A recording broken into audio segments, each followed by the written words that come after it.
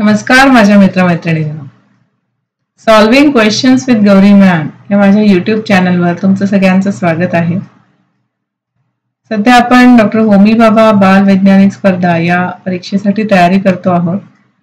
या परीक्षेच्या आधीच्या प्रश्नपत्रिकांमधून घेतलेले प्रश्न मी इथे चॅनलवर तुम्हाला सोडवून दाखवते.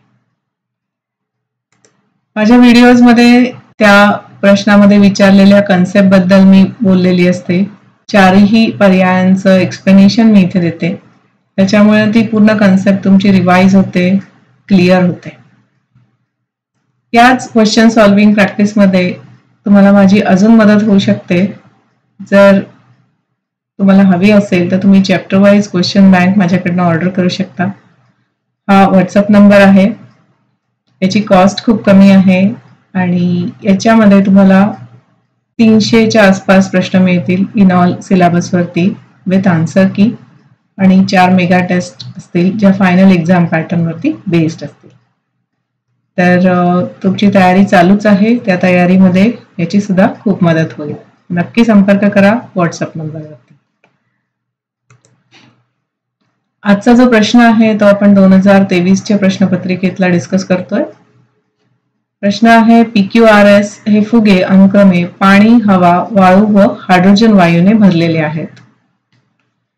यातील प्रत्येक फुगा कानाजवळ धरून त्यावर बोटाने घासल्यास कोणत्या फुग्यातून आवाज अधिक स्पष्ट ऐकू येईल? आणि पर्याय PQRS असे दिलेले आहेत. आपल्याला समजण्यासाठी कुठल्या फुग्यात काय भरलेलं आहे हे समजण्यासाठी मी इथे इज इक्वल टू पाणी, हवा, वाळू, हायड्रोजन वायू असं लिहिलेलं आहे.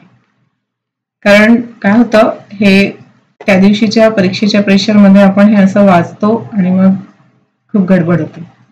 तर तुम्हाला रफ पेपर दिलेला असतो, तिथे असं लिहून घेऊ शकता. म्हणजे हा प्रश्न जरा सिम्प्लिफाय होतो, समजायला सोपा जातो.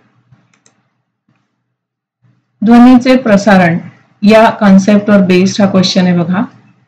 त्याच्यात तुम्हाला माहिती आहे की स्थायूमधनं सगळ्यात जास्त ध्वनीचं प्रसारण होतं, द्रवमधनं त्याच्यापेक्षा कमी प्रमाणात प्रसारण होतं आणि वायूमधनं सगळ्यात कमी प्रमाणात प्रसारण होतं.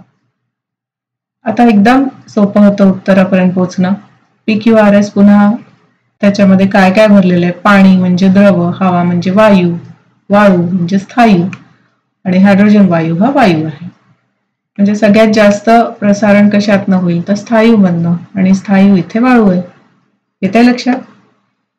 अशा प्रकारे ऑप्शन ई जे आहे म्हणजे वाळू, ठीक आहे, ते या प्रश्नाचं बरोबर उत्तर होईल. कारण त्यांनी विचारलंय की फुग्यातून आवाज अधिक स्पष्ट कुठल्या फुग्यातनं येईल. ठीक आहे. चला आता मग आजचा व्हिडिओ इथे थांबवते आहे. असेच सोडवलेले MCQ घेऊन मी अजूनही व्हिडिओज करून तुमच्यासाठी घेऊन येते आहे.